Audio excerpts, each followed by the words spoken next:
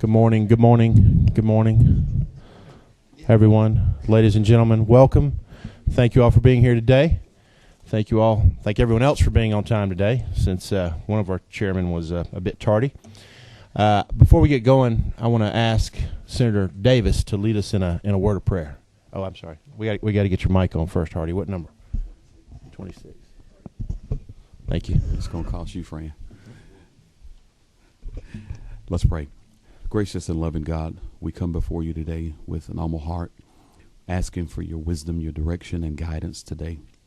We thank you for all that you do in this great state, as you prosper us, as you empower us to do the business of these your people. For the great state of Georgia, we pray. Amen. Amen.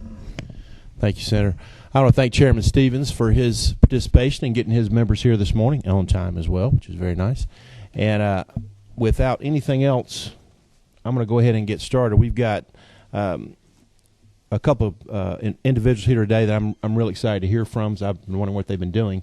And I know that the members of this committee are going to be really excited to hear from them as well, since they are so involved in what we do in economic development.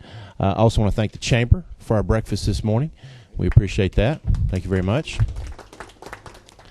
And first, I think we're going to start with Commissioner Chris Comiskey.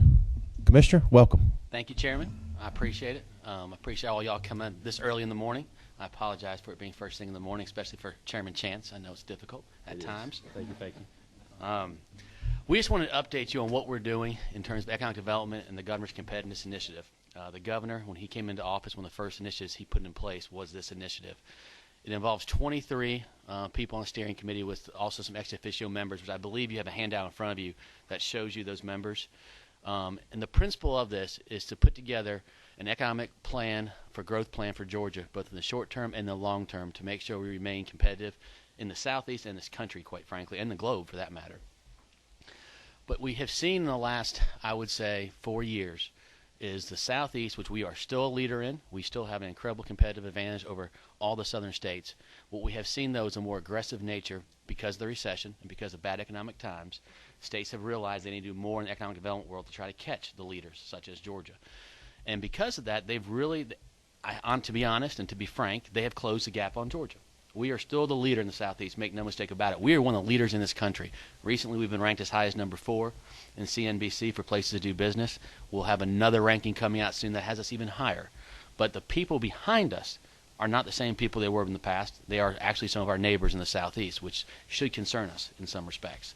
The good news is, again, we are still in a very good place. But the governor has decided that 2 things he'd like to see is, 1, for us to stop that gap from closing any further and to expand that gap again the way it was. And 2, there's no reason we cannot be the number 1 place to do business in America. And I agree 100% because of our logistics, being the southeastern hub and hub in this country, because of our airport and because of our ports, because of our 2 rail system, because of our highways, because of our higher education system, which is among the best in the country with the lowest cost in the country, because of our technical college system, which quite frankly is the best in this country, and because of Quick Start. But we have challenges ahead of us as well that, again, we don't have a lot of weaknesses per se. We have places where we can do better, and that is a real basic truth behind it. But there's no reason we need to stop growing because, again, we can be the number 1 place in this country to do business. So that's sort of where the framework came from and why the governor had asked us to do this. And Chris Clark's going to talk more about how the process has been going, so I'm just going to talk more about what we're going to do. And the governor basically came out and said he wants to focus on 6 areas. And the 6 areas are global commerce, business climate, workforce development, infrastructure, innovation, and efficiency in government. These were not randomly picked. I know they might sound like they were randomly picked, but basically this business is driven by CEOs, by site consultants, and by brokers. It's who helps pick locations for business to expand in, to put plants in, to move headquarters to. These are the criteria in which they rank the states. These are the criteria almost verbatim to where they rank in all the rankings you see in CNBC's of the world. These are the 6 criteria they look at to determine where is the best place to do business in America. And I'm going to go through all of them and sort of explain to you what they sort of, they're broad terms for very broad subject areas. It is important to realize that in each of these, we have strengths and we have some challenges. Every part of the state is going to be different. That's why we're going across the state and doing 12 meetings around the state. We've done 8 already. We have 4 left. And we are going across the state not to tell them what we're going to do. Many of you may have been at the meetings. I know some of you have. We are there to listen. We have breakout sessions that last almost the entirety of the time. They are community leaders, mayors, county commissioners, economic development professionals, development authorities, bankers. It's been a broad base of people. We've always had great turnout. Even the smallest communities, we're getting 150, 170 people. We break them out into about 6 to 10 groups, and we just get feedback. We go over the area. It's moderated. It's just a good endeavor. But it's really about listening. The governor always starts it off either by in person or in a video to say there's nothing's off the table. The governor's made it clear to us there's no idea that's going to be taken off the table because of politics or anything else if it means growing jobs in Georgia. And I think that's a very bold statement, and that's a very true statement. This governor has given the steering committee a wide breadth of leadway to do what they feel is necessary to make us the most competitive place to do business in the country. In that regards, we've asked every area, because as a state we have 5 or 6 strategic industries.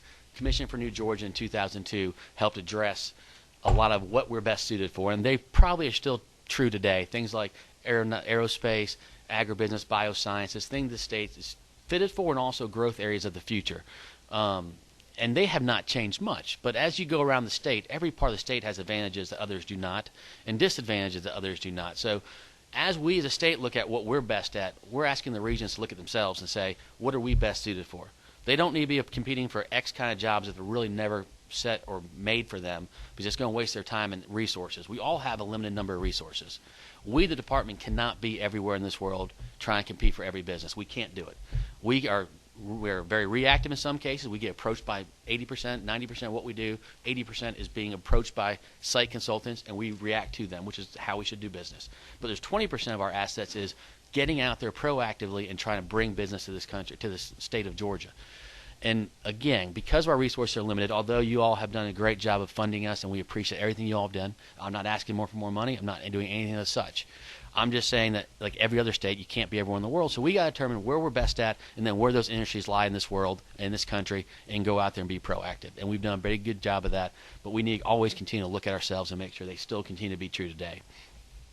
So going forward, we have this, and we go to these areas and we ask them all to sort of tell us the strengths and weaknesses they see in these areas.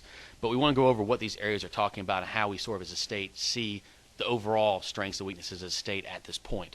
But we learn more and more every trip we go on. There's weaknesses we haven't seen, there's strengths we haven't seen. And it's been a good endeavor, but just to go over the broad landscape, global commerce. This is really the fact that we are no longer competing just in the Southeast. It's a global economy. Everything we do is not just about markets here in Georgia. It's about markets around the world. It's not just about it's not just about recruiting new businesses. It's about tourism. It's about the film industry. Things people forget about in Georgia. Tourism being our second biggest industry at $31+ billion a year. The film industry, our fastest growing, that has gone from 200-some million just 5 years ago to $2.1 billion endeavor.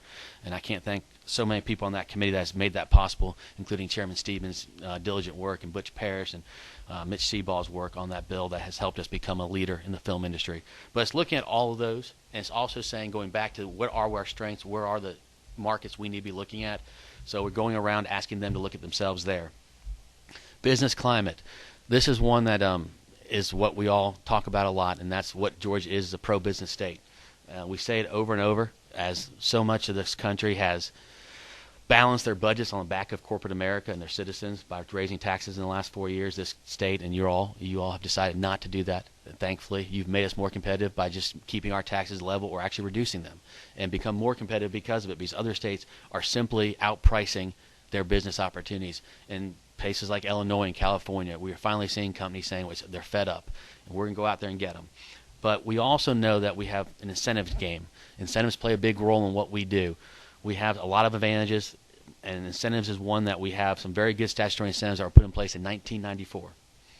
That was the last time we did an endeavor like this.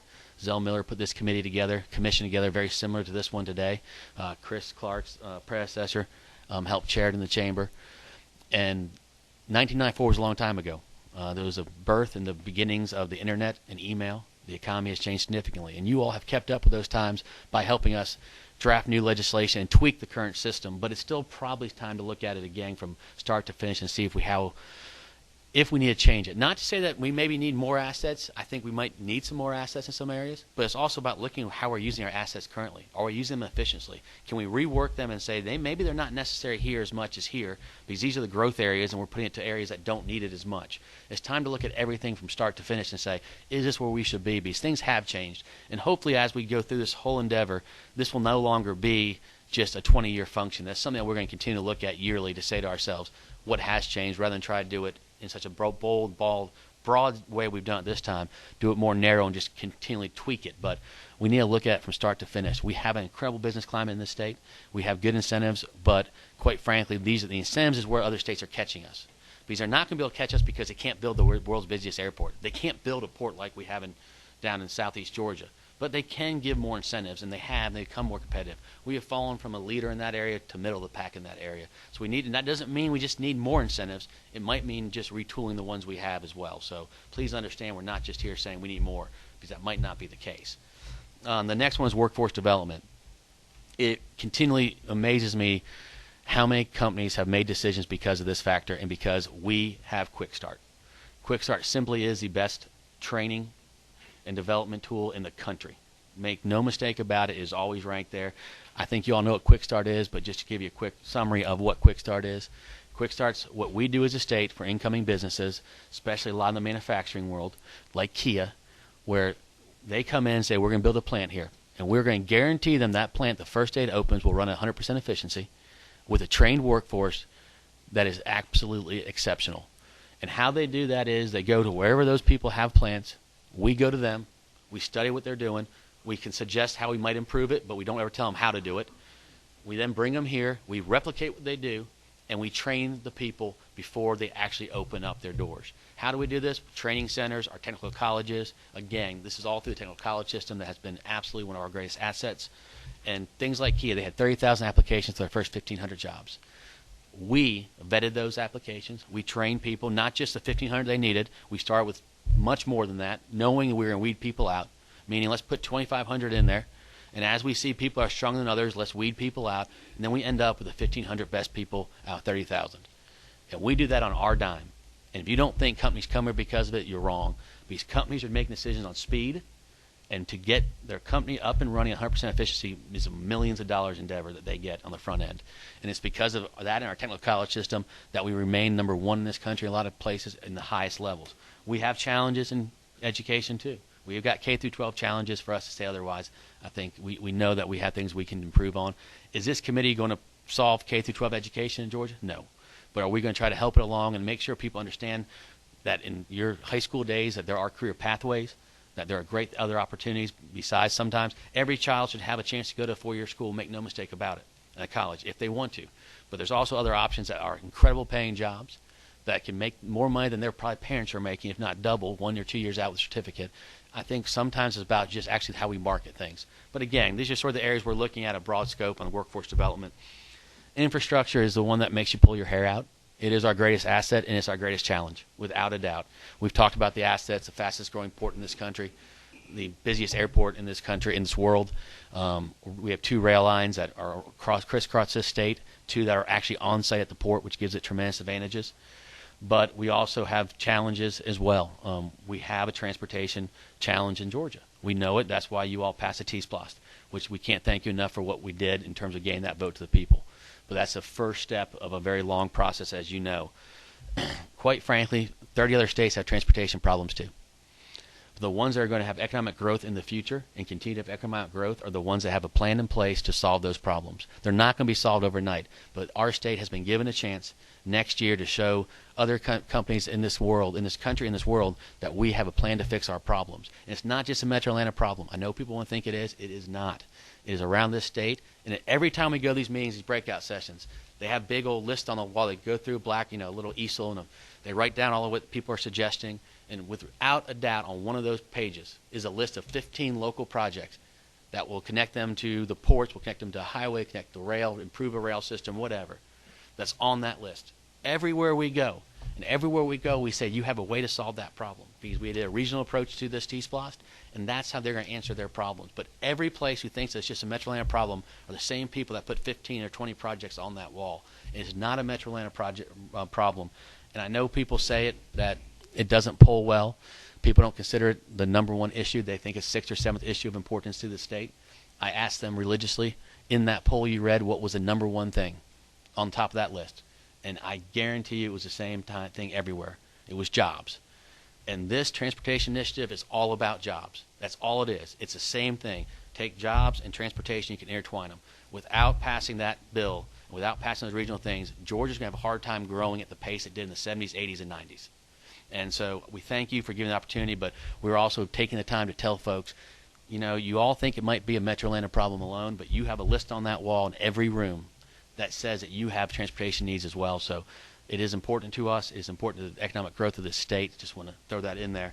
But again, you know, water's been an issue as well. We've addressed it as best we can. I think as a state we're making substantial strides in what you all have done with the budget, what the governor has done, the past governor and the past leadership. And the court system seems to be going the right direction on some of their rulings, which is good. And I think we're going the right direction. But is issues that we have to face, and it can pull your hair out knowing that we have literally probably one of the best infrastructures in this country, but one that faces challenges. But we have answers to those challenges. We just got to follow them through the end of next year. Innovation. We got Georgia Tech, we've got MCG, we have Emory, we have Georgia Southern. We have so many places that have an intellectual capital that is beyond compare, mainly because of the Hope Scholarship and the fact that we give students the best deal in the country to come to school.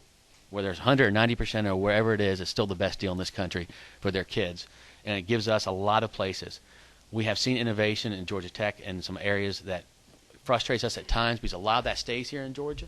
But a lot of times we see them leaving right before the growth stage of their companies, and we got to figure out how we can partnership better with regionally, in between theirs and the higher education system, and also as a state to try to keep some of that brain power here in Georgia.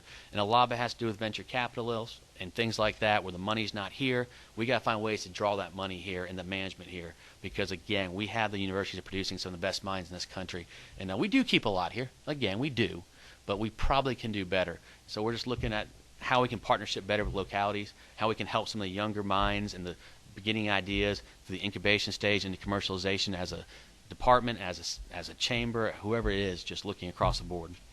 And the last is efficiency in government. You've all done a lot of this work for us since Governor Perdue, before Governor Deal came in here, I think changed the state and how we ran it, and I think he made it a more efficient place. But this governor, I think any governor coming after him knows that it's an ongoing process to look for waste in government, for burdensome regulations and how to narrow them down. And he just wants to make sure we put it in here to make sure we continue to look at ourselves to say, as times change and how technology changes, to make sure we're not putting money where it doesn't need it anymore and missing somewhere else. So that's where we're starting at. There's the ideas we're asking them to think about and talk about. We've gotten some great feedback. Chris Clark's going to sort of go over more in-depth of the process and how they're running it. They have been absolutely a wonderful partnership because this is a public-private partnership. We can't do this alone as a state. It has to be going along with private business. And there's no better partner than Chris Clark and no better partner than the Chamber. So I'll turn it over to Chris and let him go from here. Thank you, Commissioner. Mr. Chairman, thanks for having me this morning. Back in November, I think I was on the job about maybe a week or so. And Governor Deal had been just elected about a week, and we sat down, and Governor asked, I had my list, Governor had his list, and he said, what's top of your list? And I said, well, Governor, I said, it's one word. I said, it's competitiveness. What are we doing to make Georgia more competitive, making our communities more competitive, and to make our businesses more competitive? And he smiled, and he had his legal pad, and he turned it around, he slid it across the table, and he said, look at number one. And number one on his list was improved competitiveness. So, I mean, we started this discussion back then. He asked us to partner with the commissioner and do this back in January, and we've been working on this ever since, and it really truly has been, as the commissioner said, a real public-private partnership. Our role in this, the Chamber's role, is to make sure that our local communities, our local chambers, and the business community are involved, that this is not a document that's developed by a bunch of folks in Atlanta that's then sent down, it's a top-down, that it's really grassroots-driven, that it's bottom-up, and that's really what we've done.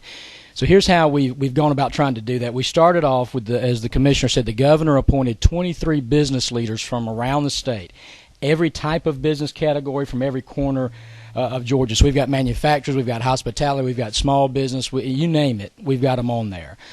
from all over. He's also appointed 14 ex officio members, largely agency heads and folks like that, like the chancellor and the commissioner of technical college system. So we've got a really good group there. We started out with our partner, University of Georgia, back in the spring, and we did a survey of Georgia businesses. We sent this out and pushed it to all of our members as well as all of your local chambers. Gave them the opportunity to send it out to all of their membership. Reminds me of my DNR days right there. So we hope you got a license. So we had feedback from all over the state and really good breakdown of representation of businesses. Thousands of businesses have responded. So that was the first part, but we really didn't feel like just having some surveys was enough, that we really needed to go out around the state and get feedback one-on-one. So partnering with the Department of Community Affairs and UGA, we set off on these 12 town hall meetings. And I think it's a testament to the fact that we still like each other, as many of these as we've done, and we've still got some more to do. We've been to Albany, Douglas, Vidalia, Savannah, Macon, Columbus, Washington. We've still got Athens coming this week that we're doing, and then we've got Rome and West Point next week to finish these out. So you can see that we've been to small communities, we've been to large, I mean, you name it. Atlanta, obviously we did one here in Atlanta as well. We've also got two other ones that we are going to do that are a little more specialized. The Georgia Economic Developers Association, we're going to sit down with their members. Those are the men and women on the front line that work in your communities, that know what businesses are asking them for every day. We're going to sit down with them in September in a small group. And then also, because of the feedback we've gotten on education, the governor is looking at a special session on workforce and education sometime this fall as well, again, just to focus on the competitiveness piece. So we're having these town hall meetings, and the way that these work, we present to them the findings of the surveys, and we show them the information from their region. Here, of those 6 areas, here's what people in your region, businesses in your communities, said were the most important thing. And then they give us feedback. They actually sit there with these little clickers, and they vote, they prioritize, and then they go into these breakout groups. And these breakout sessions, as the commissioner said, this is really where the rubber meets the road. They're in there, and they're getting down in the weeds. There was one community we were in that I don't think anybody's in here, but I'll still leave it nameless, where we had a little fight break out between the city and the county commissioners over a couple of certain issues there that they had that were kind of getting in their way. But we've really kind of got into the details and the weeds in these sessions, and so we're collecting all that data. We continue to have people fill out these surveys, so we're getting a really great input here. We're also looking at other reports. You know, for example, the Metro Atlanta Chamber's done a great job on strategic industry studies over the last couple of years. So we're taking any of that other data to put it all in here so it's as comprehensive as possible. All that work will be done sometime in October, early November. We'll then take all that data and we'll kind of lay it out for those committee members of the task force, those business leaders from all over Georgia, and they'll truth test it. They'll make sure that we're on the right track, make sure we didn't miss something, make sure that we're looking at everything through the right prism of community, business, and state, pull all that together, and then that will lead to a report that we take to the governor, and then he'll release to you guys sometime near the end of the year. That report, in my mind, looks a little bit like this, and it looks a lot like the report that Governor Miller did that we've used now for almost 20 years. It goes through all of these 6 areas and says, here's what we've got working for us, here's what we got working against us, here's what the strategy ought to be in this area for economic development. So then the commissioner has the blueprint for how he wants to go implement this with his team. There's also a section in here for each of the regions of Georgia. My hope would be, and what we're encouraging the regions, is take your data, take all this that you've got from your region, and develop your regional economic development plan. Now, we can't make them do it, but I think that would be one of the most important things to do so that the folks in the Savannah region know exactly what the strategy is. They're all on the same page, and they can work together. And that way the commissioner and his team and the other statewide partners know this region is focused on X, Y, and Z. We're going to have to go out, focus on this with them, and they know what the state's doing. Again, we're encouraging that. We're working with the department and DCA and others to try to move that forward, but that'll be part of this report. You'll then get a section in there that says, you know, here's what we heard, but we didn't get enough detail on it, and more work it needs to be done because obviously in such a short time frame there's only so much that we can accomplish. So you'll have that in there, more work, more study. And then lastly, you'll have in this session for the governor to review a list of policy recommendations. drawn directly from the businesses, directly from the grassroots to say, all right, you ask us what we need to do to help us. Here's exactly what we're saying. So in my mind, there'll be things for you guys to work on this upcoming session, the next session, and the next as we move forward.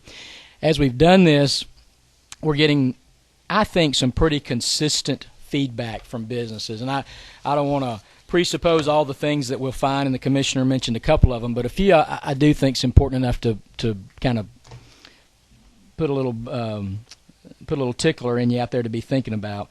At the end of all these sessions, we bring everybody back together. They report out what their breakout groups did, and then they vote. What is the number one or number two issue in your community, in your region? Anybody want to guess what the number one issue is in every region that we've been in? Educated workforce. Transportation's number two. What we find when we're out there is people love their technical colleges. They love the work that the universities are doing, but there's still a disconnect with what's going on in K through 12. And so I'm happy to say Superintendent Barge is part of this task force, so he's getting all this data and working closely with us.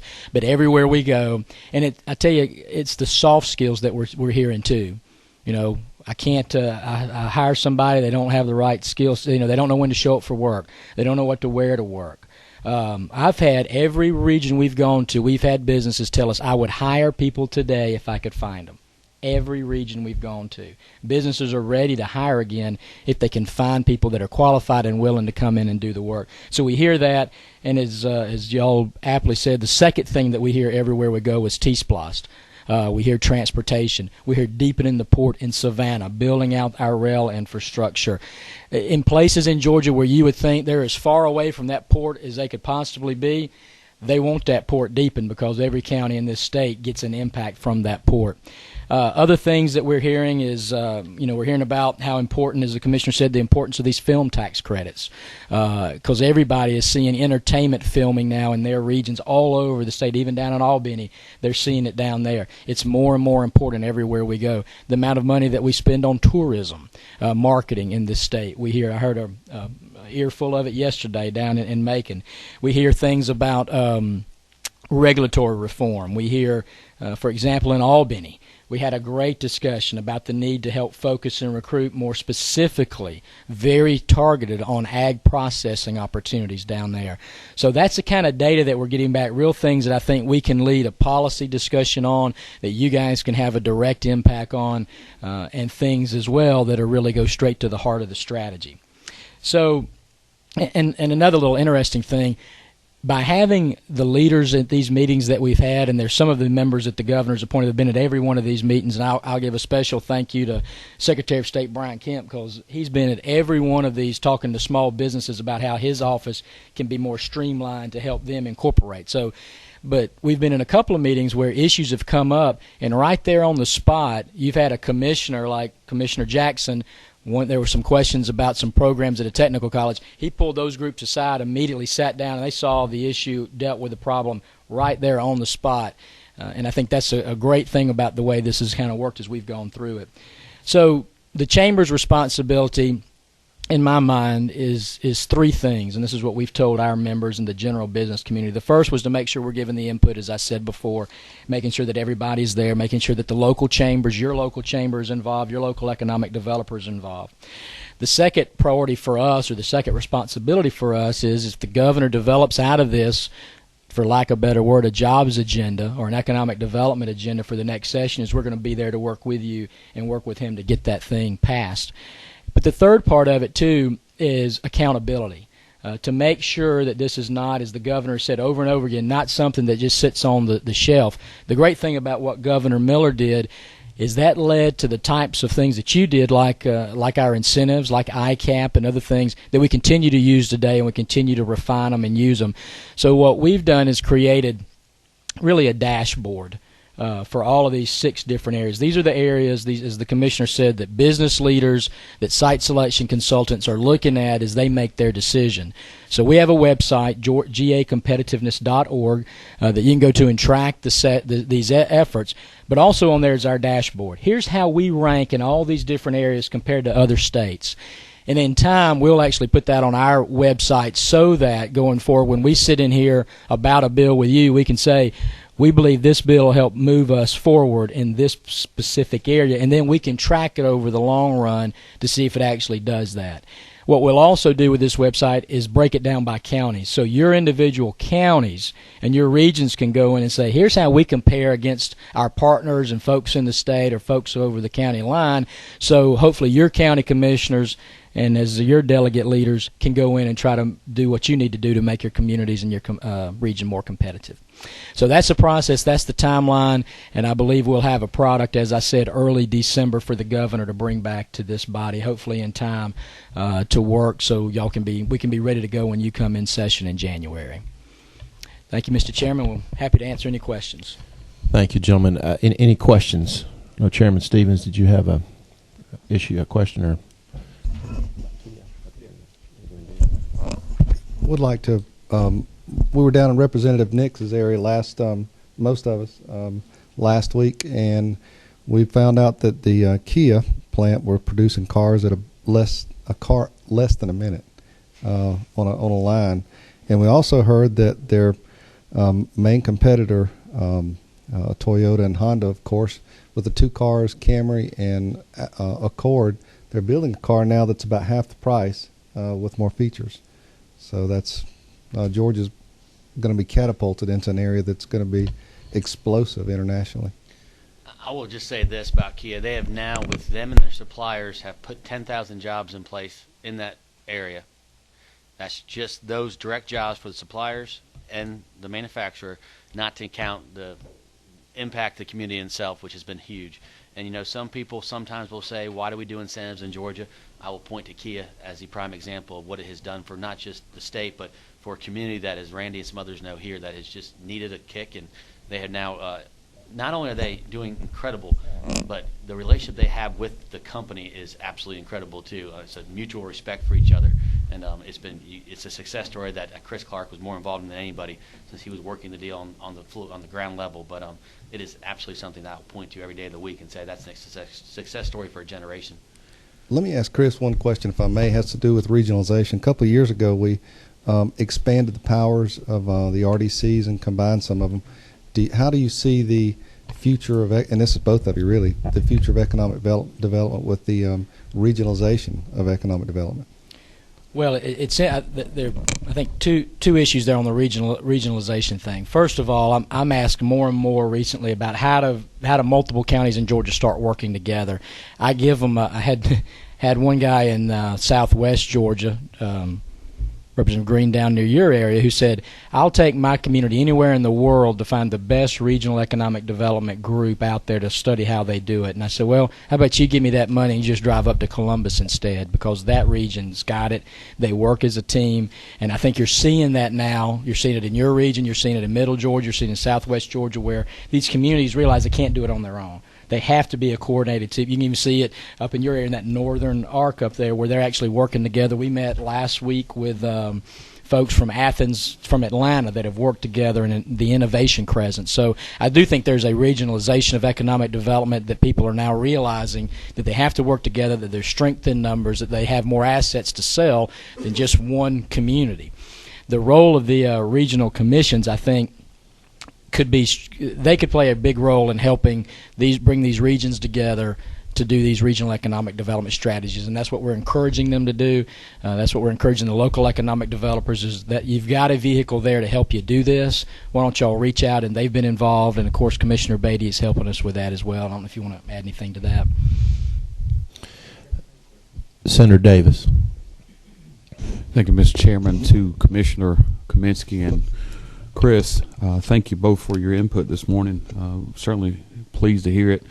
I'm going to follow it with what Chairman Stevens was saying, and this really is a question around coordination. We all acknowledge and agree that we've got tremendous assets. Those 6 focus areas are point on. What steps are being taken to address the issue of coordination of those assets? I think it even goes back to what Chris was just talking about in terms of how the regional folks work together. Most often, my experiences are people just don't know what's available to them in some of these communities. And so What are we going to do in Georgia? And I like the thrust in terms of the competitiveness initiative, but I think that's one of our single greatest challenges, and that is the issue of coordination of resources. How do we address that? What are our steps? Senator, we're laughing because it's fun. Every one of these we leave and we're talking to some business person or even a community leader that have asked us for something. We're sitting there saying, well, the state does this. I had one case where there was a business owner who pounded the table that we needed tax credits for his business when they added workers. And I pounded the table back and said, well, we do. He didn't know that we had those assets there. So obviously that's important. I'll give you an example of one of the things that the commission and I are doing to try to help that. The chamber is getting, obviously, through this effort, much more involved in economic development, playing the role that we ought to play and we should have been playing. And we're doing that particularly in the area of international and global commerce. We're partnering to try to push out the export training that they offer at no charge. All of the international offices that the commissioner offers and free resources out there, we're pushing those out through our members, pushing those out through the local chambers in a way that we've really not done before. We were probably doing it through economic developers, but not through the chambers who are dealing with businesses every single day in their own communities. Even taking it as far as going on international trade missions together to help get more of Georgia businesses get those opportunities. So we are working, and I think you'll see a lot more of that as we improve our relationships with the local chambers, and they rely on us more to push out those opportunities. So we're doing that from our point. And, I will say the surprising thing about these meetings are, we went into them, and I thought to myself, all these people, all different walks of life, we were going to see just so many different ideas, and it's this wide thing where it's going to be hard to just gather them. But it's amazing the consistency in the issues in each area. Which is helpful because, one, we've seen a lot of the issues that they see, which means that we're on the right track. But it also means it's a lot easier to solve 8 to 10 core problems than 346 like I thought we might be getting.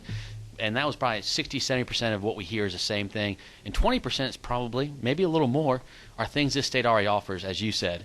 And it's a marketing. We sit in these meetings, and our international trade department is a perfect example. So many people, especially in the southern part of the state, and the rural part of the state, said, we just need help finding markets for our products. Well, we have possibly the best international trade office in the country. We won an award from the White House 3 or 4 years ago, naming it the best in this country. In fact, President Obama has decided that more states need to do what we do, and is basically giving money away, which sort of chaps us a little bit because we put our own resources into it and got to where we are, but we're still ahead of the game. And everyone keeps saying, but we do have it. We have this great organization that did, I think, 266 deals last year in our international trade department. 80% were with companies that had 100 and less employees. 50% with 20 and less employees. This is helping small businesses around the state find new markets, which helps their profitability, which helps their longevity by having diversification, and really just gives them the ability to put more money back into their business. So it is a marketing effort, but our international trade head's been in these meetings sometimes, and she hears that, well, we need someone to do this. And if you met Kathy Falls, who's the head of my trade group, she does not want to stay quiet. But we tell them, we're not really supposed to interject ourselves. We're here to listen, and because they're saying that, says there's a problem. Which is, problem being, we're not marketing what we're doing well enough. And she just has to sit on her hands. I know it drives her berserk, but the fact of the matter is we are seeing that, and part of this process is going to be, which part of it's good. It means that, hey, a lot of what we have to solve are things we've solved but just haven't marketed, which is a lot more manageable problem than some of the other problems we're facing. So it does help to know it, and we're going to be aggressive in trying to find new ways to market it, using the chambers around the state, using the economic development around the state to try to get our message out there better, and just drum up business for Kathy and those groups. That it's not just international trade that we've heard it from, but it's a good problem to have compared to some other problems we could have. Senator Miller. I have to admit, you two are worth hearing at 8 o'clock in the morning. This is obviously very, very encouraging because you heard about the governor's competitiveness initiative, but you heard about it. And Senator Davis asked my question primarily about people knowing what you're actually doing and getting the word out to folks. But we've talked about this sales tax for energy use in manufacturing process, and we haven't done anything with it. Manufacturing is coming back. Jobs are coming back from overseas, as a matter of fact, in certain instances. My question is, I guess maybe to both of you, how critical is this? Because we haven't dealt with it. We've postponed it various and sundry ways. How critical is it for us to do some kind of a credit for the energy consumed in manufacturing in this state? Because, it's just, it bothers me because, we've had all these places shut down. Sure. No matter where you go in this state, and factories are closed down, you go by these vacant buildings. And is this a big factor? It is a big factor. If you pick up a map and look at the states in the area around us, and for the nation for that matter, that do it, right, it scares you because so many other states are doing it.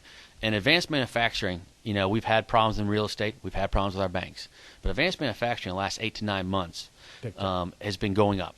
It's been what was really helping our state continue to grow. And I know people 10 years ago, 15 years ago said manufacturing was dead in Georgia.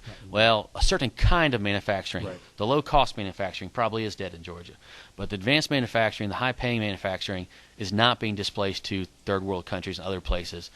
And we have this state, and because of a lot of what you've done, single-factor apportionment, which has been huge to bring manufacturers to Georgia, and how we compute corporate income tax has been vital to how we do it. Our ports, the ability to get raw materials in and finished goods out is second to none in this country.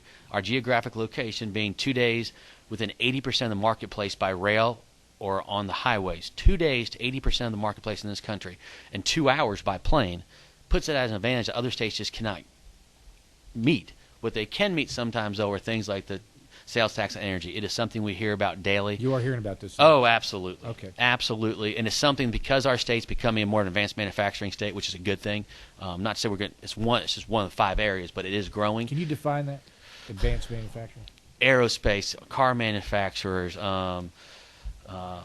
higher tech, better paying jobs. I mean, they're the 2 areas that we've seen the most growth in, but it goes a lot further, and the width and breadth's bigger. Pratt Whitney, engine, it's everything. But it's definitely, it's jobs that pay more and takes a lot more resources to do, a lot more investment in the state, and it's usually bigger things that require more energy to make. So it absolutely is an issue for the state, both existing industry, and I will say this, I don't want to forget this. Our existing industry is our bread and butter. How we treat our existing industries accounts for 63% of our new jobs last year were because of existing industries expanding, not new business in Georgia. So they also need these advantages too. Because when they look to expand, most places have a plant here in Georgia, have a plant somewhere else. They don't just pick between Georgia to expand. It's not like they have to build a whole new plant. They can expand somewhere else as well. And that is a big driver, especially as energy prices, as we all know, continue to drive up. So it is something I think we need to address if you want to become more competitive. And I think that's the goal here. Guys, I'm sorry, Chris. We've got about 5 minutes, and members of the committee, I got 3 other people who want to ask questions, so I'm going to try to get through this as soon as we can. I know everyone's got other meetings to go to. Senator Gooch. Two things, 2 thoughts. We continue to see bank failures in Georgia. We continue to see land values drop, housing foreclosures still increasing. What can we do to help in that situation? And also discuss a little bit about broadband in Georgia, if you have any thoughts on that. I'll do broadband. You do first. You do the easy one. I'll do the hard one.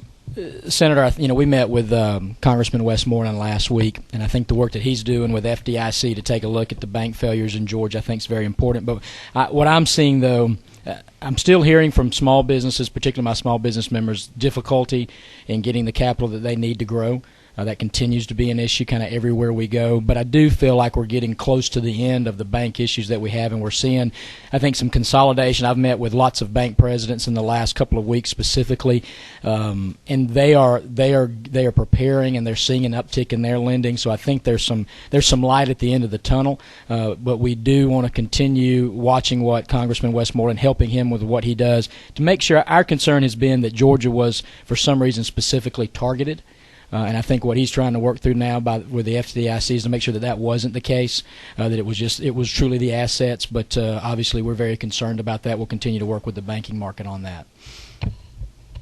And, one thing I will say quickly about that, too, we've seen a lot of things in these meetings that are more federally based, and I give the Chamber a lot of credit for beefing up their federal relations, too, and I think they're going to try to handle it from that level, too. But as far as broadband, it is something we've seen come up, actually. It's one of the ones that surprised me how much and how often it's come up in the rural areas about the necessity for it to be competitive, and I think it is something. And I think it's something as a state that we have looked at in the past and we have done some work with, and I think we'll continue to work with, but it's definitely one of the things that made a list. One of the things that not shocked me once you think about it, but shocked me how often we've heard it in the rural areas. So it's something we got to, I think, address as a state. I mean, it's as much of infrastructure as is roads and sewers and everything else that we talked about for 30 years, and we have to start thinking of it that way.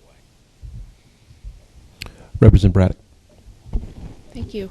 I went to the Atlanta meeting because my region is next week, and I wasn't sure I would be able to make it. But it was a great meeting, and it was good to see the feedback from the little clicker things. When we would go into the breakout sessions, though, I feel like some of the most innovative ideas really got lost in the shuffle. There were different levels of understanding.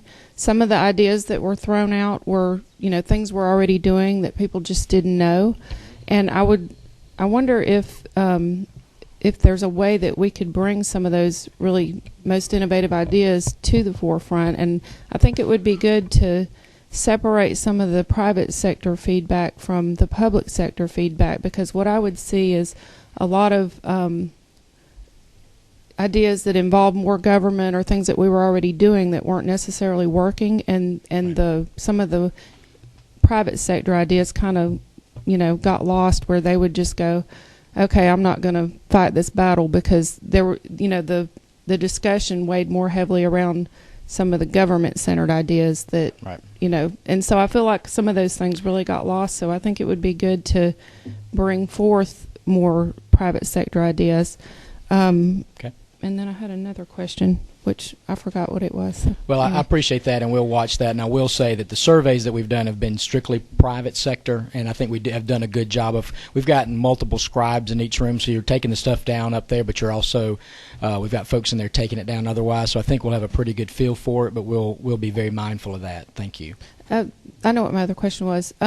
One of the things you said that is a problem is getting venture capital in Georgia. What are some ways that we can attract that? We could be here for a while, Representative, on that one, but I think specifically, what we've tried in Georgia are tax credits. Mm-hmm. They've not been as successful as we need them to be. Many other states use part of their teacher retirement funds, a very small percentage, to incentivize that and to attract that venture capital, because money follows money. That's one option. It's an option we've talked about here for years and years and years. But I think what we're trying to do, too, is be innovative and say, that's one option, that's one path. What are some other ones out there? But right now we do lose about 40% of our incubated companies at our universities when they get to the point of needing that capital. And we're just not a location for capital. They're going to RTP, they're going to Boston, they're going to San Diego, where that money is, and we've got to figure out a way of all the smart people and our best and the brightest and what we're doing here and what we're talking about doing in this state. We've got to figure out a way to capture more of them. And to give you a number, 49 of 50 states in this country allow a small percentage of their pension fund to be used for venture capital. We are the only state that does not. So if you wonder why venture capitalists sometimes don't look here, it's because of that, probably. So it's a message. I mean, we're talking about small percentages. Some states don't probably they have the ability to, but might not put that much in. But it's because of the fact that they're willing to do it. It says something, I think. Senator Davis, real quickly. Okay. Then what I'd like to do, if and Senator Jackson, if you don't mind, I know these guys can stick around for at least a couple minutes, but I know the House has got a caucus meeting coming up, and I don't want to make you all late, particularly because I was late this morning. But I do want to say a couple things real quickly. Number one, I want to thank Gail and Janae, and I want to thank Rita and Yosra in my office. You guys out there in the crowd, please thank them for the hard work they do. Anything good that we do is because of them. Trust me. I know from whence I speak. And these two gentlemen here, members of the committee, if you don't know these guys, get to know them well. I've known both of these guys a long time. Commissioner Comiskey and I have known each other long before he had a commissioner title and I had a senator title. And you hear us joke around a lot, but one thing we're very serious about is that is Georgia and jobs. And President Clark, I only refer to him as president, and the commissioner's presence because I think president usurps commissioner. But President Clark has a great state senator. He's a fine resident of Fayette County, and Chris is all senators are great, you know that. But Chris is our children are active in the community, go to public school. Well, not our children, different mothers. We don't know each other that well, but we're real active in the community, and it's good seeing him out and about. And he's committed to Georgia and committed to jobs as well. And so get to know these guys. They're doing a fantastic job for us, particularly what we do on this committee. And thank you, gentlemen, for being here today. I'm going to turn it over to Chairman Stevens and let him close. Thank you, Mr. Chairman. Ladies, members of the committee, we've got a large breakfast here that if you'll stop by and take 5 or 6 sandwiches with you, it'd be a good thing. I do want to remind you at 5 o'clock today, are you going to be with us, Commissioner, Yes, sir. this afternoon? For all the questions, the Commissioner will be with us at Screen Gems. And the buses will load right here on Mitchell Street at 5 o'clock. And it's a real big deal to go there for this one reason. It's the perfect example of a non-incentivized capital investment in the state of Georgia that came here for one reason, and that's the tax credit for film that are made there. So they get 0 tax credits on this particular investment, and that's something we all need to see. With that, Mr. Chairman, we will close and we're adjourned.